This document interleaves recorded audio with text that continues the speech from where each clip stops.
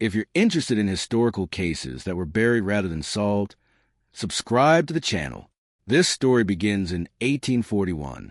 On March 18th, 1841, a single document was added to the Beaufort County Registry in South Carolina. It was not entered under criminal proceedings, nor was it flagged as an incident requiring review. It appeared as a routine attachment to a land reassessment file, the kind of paperwork generated thousands of times across plantation districts and almost never read twice. The document was titled simply, Supplemental Survey Notes, Southern Quarter. For more than 80 years, it remained unnoticed. What makes the document disturbing is not its language, which is restrained and professional, but the fact that it contradicts everything plantation records were designed to preserve. It describes structures that should not have existed, knowledge that should not have been accessible, and labor that could not be accounted for within the rigid controls of the system that produced it. The plantation in question was Marshwood, a mid-sized cotton operation situated along a narrow tributary of the Coosawhatchee River. Owned by Caleb Whitmore, Marshwood had been considered stable, unremarkable, and profitable. Whitmore's account books show no unusual losses, no history of rebellion, and no recorded escapes during the decade prior to 1841. The issue that prompted the reassessment was agricultural. For 4 consecutive harvests, cotton yields in the southern labor quarter had declined. Plants grew unevenly, with shallow root systems and irregular spacing. During late-season rains, entire rows collapsed without clear cause. Overseers blamed exhaustion of the soil and imposed stricter labor schedules. The problem persisted. Whitmore requested an external survey. The task was assigned to Henry Alden, a county surveyor whose previous work included road grading, boundary disputes, and floodplain measurement. Alden was known for precision and a lack of imagination, qualities that made him dependable in a profession where speculation could become liability. Alden's initial findings were unremarkable. Soil composition was consistent with surrounding acreage. Nutrient levels were sufficient. Drainage was acceptable. There was no evidence of blight or long-term overuse. But Alden noted something else. In his field notebook, he described subtle depressions in the terrain, barely visible unless observed as shallow angle in morning light. Individually, they could be dismissed as natural settling. Taken together, they formed a line. That line began near the slave quarters and extended southeast toward the river, roughly 460 yards away. Alden initially attributed the pattern to subsidence caused by seasonal flooding, but his notes show growing hesitation. Measurements taken at irregular intervals produced inconsistent resistance. In certain locations, the ground responded to pressure with a hollow resonance distinct from surrounding earth. He wrote, "The spacing suggests repetition rather than coincidence. Ground response varies beneath footfall in a manner inconsistent with natural causes." Using a steel probe, Alden tested several of the depressions. At specific points, the probe descended farther than expected before meeting resistance. There was empty space below. Whitmore was informed and ordered the southern quarters inspected. The inspection took place on March 24th. All cabins were searched. Floorboards were lifted, storage pits examined, and personal belongings cataloged. No contraband was found, no stolen tools, no signs of organized activity, except in the 5th cabin. There, Alden observed inconsistencies in the flooring. The boards appeared aged, but the wear was too uniform. The nails showed oxidation, but not the degree expected given the surrounding timber. One section of floor, roughly 3 feet square, responded differently when weight was applied. It lifted. Beneath it was not a shallow pit or a storage cavity. It was a vertical shaft descending into darkness. Alden refused to go down. Whitmore ordered the opening sealed immediately and demanded to know who occupied the cabin. The overseer's log lists 3 names, but one appears repeatedly across multiple records connected to that structure and to carpentry assignments throughout the plantation. Isaiah Crow.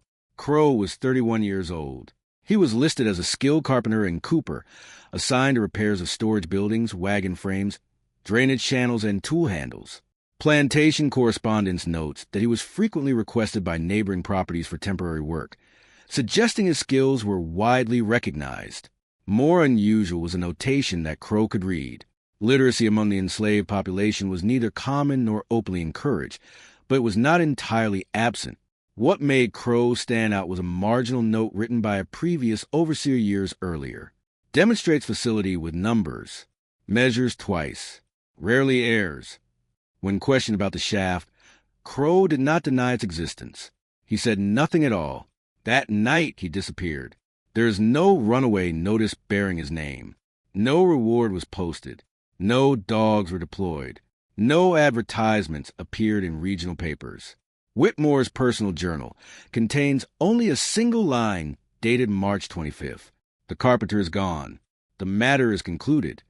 The opening beneath Cabin 5 was sealed with fresh timber and packed earth. The survey was marked complete. The supplemental notes were filed. Whitmore believed the issue resolved. But the ground beneath Marshwood Plantation continued to behave as if something below it remained unfinished. And the document Alden submitted, brief though it was, would later raise a question historians still cannot answer.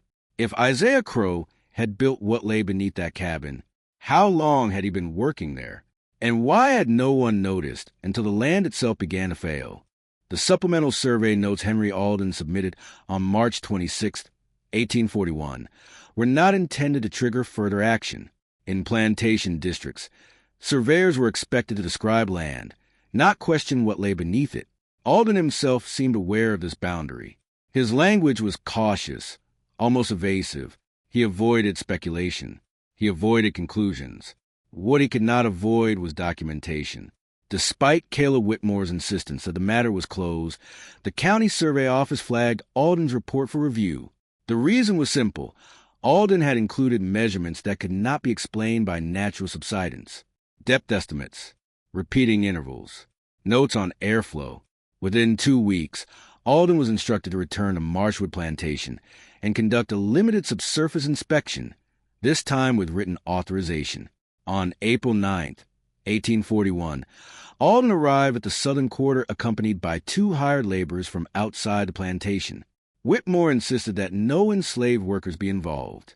He cited safety concerns, but correspondence suggests a deeper motive: control of information. The sealed section beneath Cabin 5 was reopened. The descent began with a vertical shaft reinforced on all sides. The walls were not simply packed earth. They were lined with woven branches arranged in a repeating lattice pattern, each intersection bound with plant fiber. The lattice had been coated with a hardened mixture that resisted crumbling even under pressure from tools. Later analysis would identify the mixture as clay combined with ash and a binding agent derived from tree sap. The result was a surface approaching the durability of soft stone, resistant to moisture and collapse. The shaft ascended nearly 12 feet before opening into a horizontal passage. The dimensions were precise. The passage measured just under 4 feet in height and approximately 3 feet in width. Too small to stand upright, but large enough for controlled movement on hands and knees. The ceiling height was consistent throughout the visible section, suggesting careful measurement during excavation. What unsettled Alden immediately was the air. Contrary to expectations, the tunnel was not stagnant. It was cool, dry. There was a steady movement of air that could be felt against the skin. This was not the result of chance openings or surface cracks. It was ventilation. As Alden progressed forward, he discovered narrow vertical shafts rising at regular intervals. Each shaft was concealed at the surface in a manner that suggested deliberate planning. Some terminated beneath hollow tree stumps. Others emerged inside abandoned animal burrows. One extended upward to the root system of a fallen oak, using existing disruption in the soil to mask its presence. Alden noted the spacing of the vents, approximately every 20 to 30 feet. He wrote, "Ventilation appears to rely on convection and pressure differential rather than mechanical means. Tunnel temperature remains lower than surface, producing continuous airflow. This observation alone placed construction well beyond improvised labor. Effective underground ventilation requires understanding of air movement, temperature gradients, and pressure behavior. Knowledge not commonly accessible, and certainly not documented among enslaved laborers in plantation records." As the passage extended, Alden observed further evidence of intentional design. Tools had been stored along the walls in shallow niches. They were not discarded or hidden hastily. Each tool appeared crafted for a specific purpose. Shovel blades were narrow and curved, designed to remove soil efficiently, while minimizing noise. Buckets fashioned from salvaged tin had been filed smooth along their edges to prevent scraping. Wooden handles were wrapped with cloth to dampen sound during use. Noise reduction had been a priority. The tunnel walls bore markings. At first glance, they appeared to be random scratches left by excavation, but closer inspection revealed patterns. Lines intersected at measured angles. Numbers appeared at regular intervals. Certain symbols repeated near bends and junctions. Alden recognized the markings as a form of surveying notation, not standardized but functional. Distances were measured, grades calculated, structural stress anticipated. Someone had planned this underground space before the first shovel entered the ground. After approximately 180 yards, the passage reached a junction. One branch angled gently toward the river. Alden could smell moisture in the air and feel a subtle increase in humidity. Another branch curved eastward before ending abruptly, its walls unfinished, supports less refined. The third passage descended at a steeper angle than the main tunnel, disappearing into darkness below. Alden chose to follow the river branch. The passage emerged inside a dense thicket at the water's edge. The exit point was nearly invisible, unless approached from the tunnel itself. From the river, it was obscured by vegetation and positioned at a bend where the current slowed enough to allow safe crossing. The placement was strategic. It avoided direct lines of sight from the plantation. It offered concealment from passing boats. It suggested familiarity with the river's behavior across seasons. This was not desperation. It was planning. Alden returned to the junction and examined the eastward passage. It appeared to have been abandoned mid-construction. The walls were rougher, the reinforcement incomplete. The likely explanation, Alden concluded, was proximity to neighboring property. Continuing in that direction would have increased the risk of discovery. The descending passage remained unexplored. Alden recorded its angle, estimated its depth, and noted a significant increase in airflow originating from below. He chose not to proceed further. The inspection concluded later that day. Alden sealed the entrance beneath Cabin 5 and submitted a full report to the county. Whitmore was furious. He ordered all workers associated with the southern quarter punished, though no formal charges were recorded. He ordered the quarter abandoned and restricted access to the area. Officially, the tunnel was classified as an escape attempt. Privately, Alden's correspondence tells a different story. In a letter to a colleague dated April 14, 1841, he wrote, "This structure was not made in haste. It was not made for one journey. Whoever built it understood the ground better than those who claimed to own it." The report was filed. The site was sealed. And the descending passage, the one Alden never entered, was left untouched. For the moment, for nearly 9 months after Henry Alden sealed the tunnel beneath Cabin 5, Marshwood Plantation remained quiet. The southern quarter was abandoned, its cabins left to decay. No labor was assigned there. Whitmore's ledgers show a deliberate effort to erase the area from daily operations, as though neglect might undo what had already been built beneath it. But the land did not cooperate. In late January of 1842, a period of sustained rainfall caused flooding along the Coosawhatchee tributary. The river rose above its banks for 3 consecutive days. Fields were saturated. Access roads softened into mud. On the 4th night, a section of ground near the abandoned cabin collapsed. Not violently, not catastrophically. It sank inward, exposing a portion of reinforced tunnel wall. Still intact, still dry. Whitmore summoned Alden immediately. By the time Alden arrived, the exposed section had already begun to draw attention from workers. Whitmore ordered the area cleared and armed guards posted. No one was permitted near the site without supervision. Alden's notes from January 28 indicate a change in tone. Whereas earlier entries were cautious and professional, these were restrained but uneasy. He wrote of an unnatural preservation of the tunnel structure and noted that despite weeks of heavy rainfall, the interior showed no signs of water intrusion. The sealed entrance beneath Cabin 5 was reopened. Alden descended first, followed by Whitmore. The upper sections of the tunnel were unchanged. Ventilation remained active. The air was cool, steady and dry. No structural degradation was visible. At the junction, Alden stopped. The descending passage, the one he had not explored during the initial inspection, was no longer sealed. There were no signs of collapse, no evidence of forced entry. The passage had been opened deliberately. The supports had been adjusted. Fresh tool marks were visible along the edges of the reinforcement. Someone had been there after the tunnel was sealed. Whitmore demanded to know how this was possible. Alden had no answer. They proceeded downward. The descent was gradual, designed to distribute weight evenly and reduce strain on the surrounding soil. The walls here were reinforced more heavily than those in the upper passage. The lattice work was tighter, the binding compound thicker. The markings on the walls changed. Gone were measurements and angles. In their place were symbols, repeating forms carved with care rather than haste.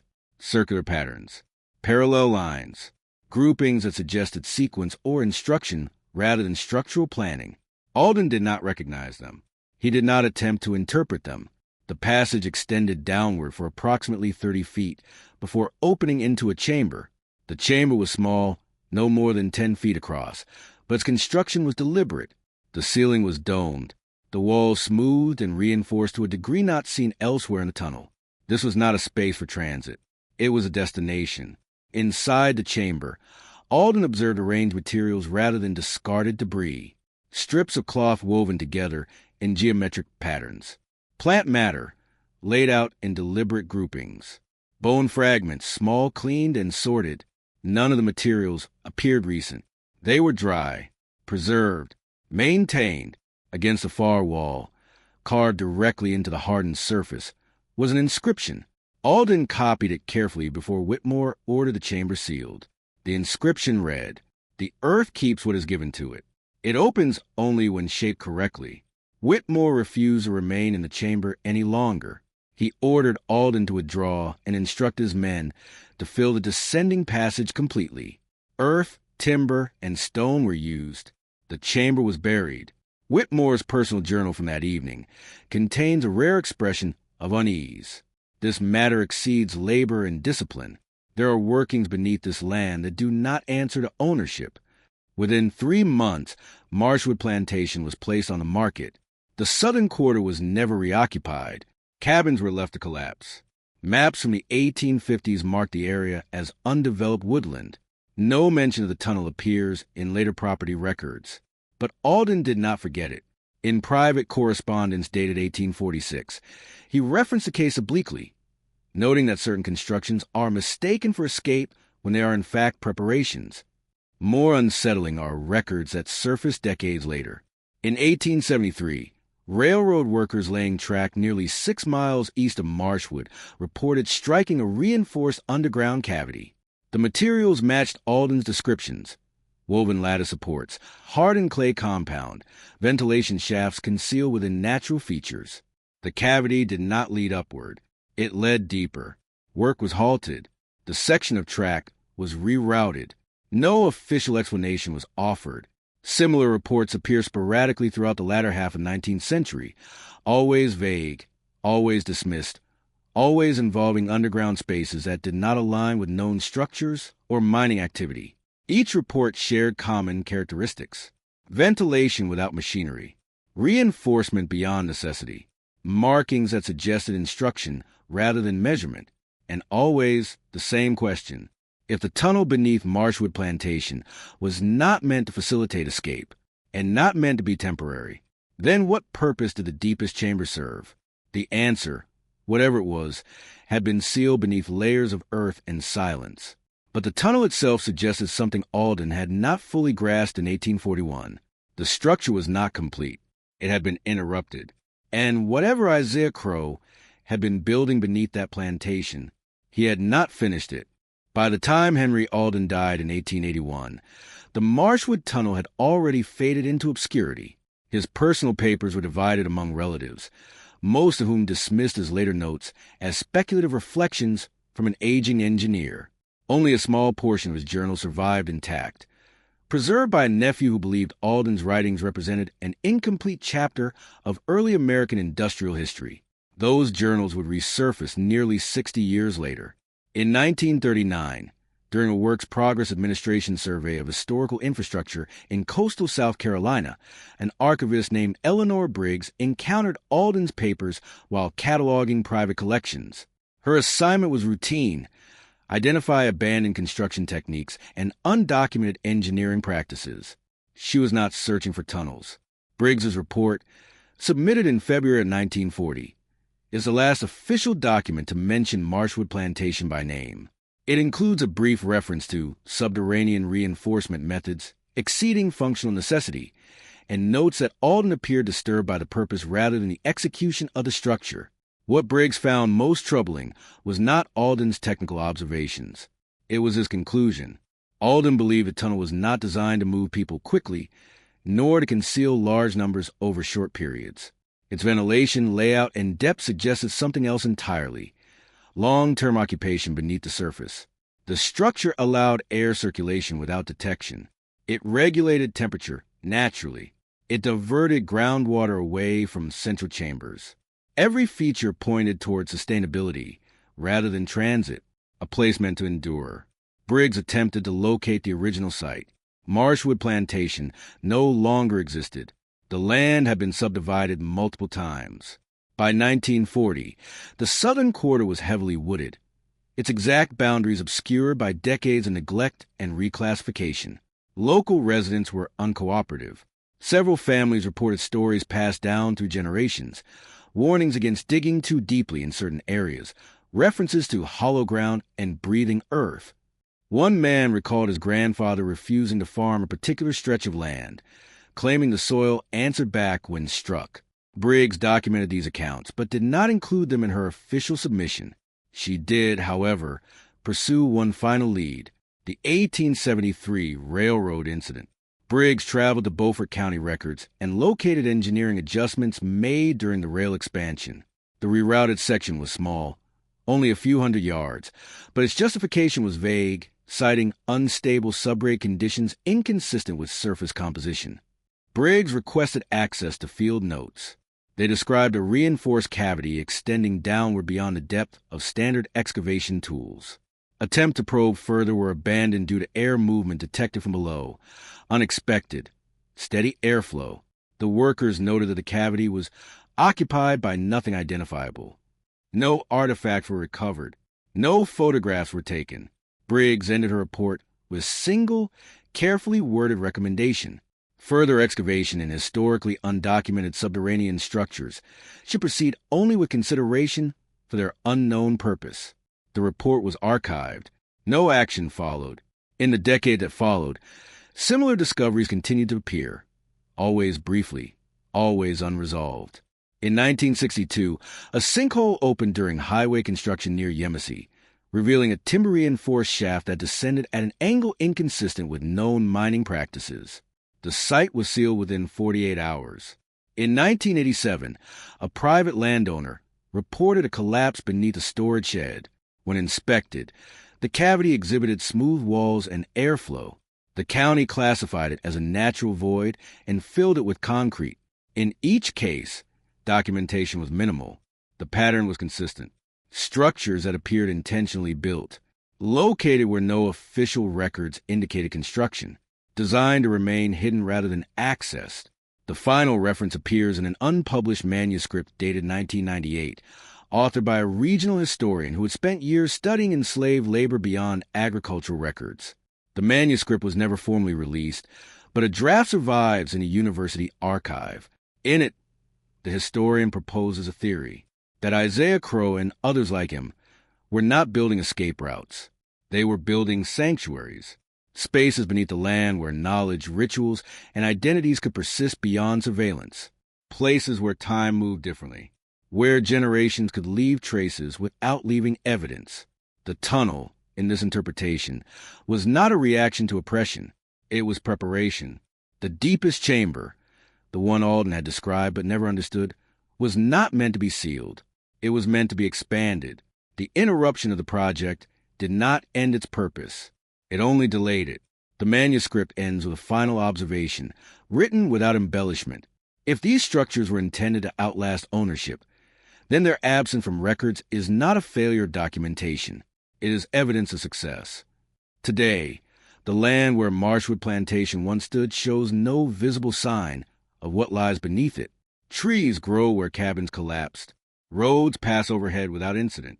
Modern surveys detect nothing unusual at standard depths. But air still moves through soil in places where it should not, and ground still settles where no erosion is recorded. The tunnel beneath Marshwood was never rediscovered in full. It was never mapped. It was never completed. Or perhaps it was, just not in a way that required it to be found.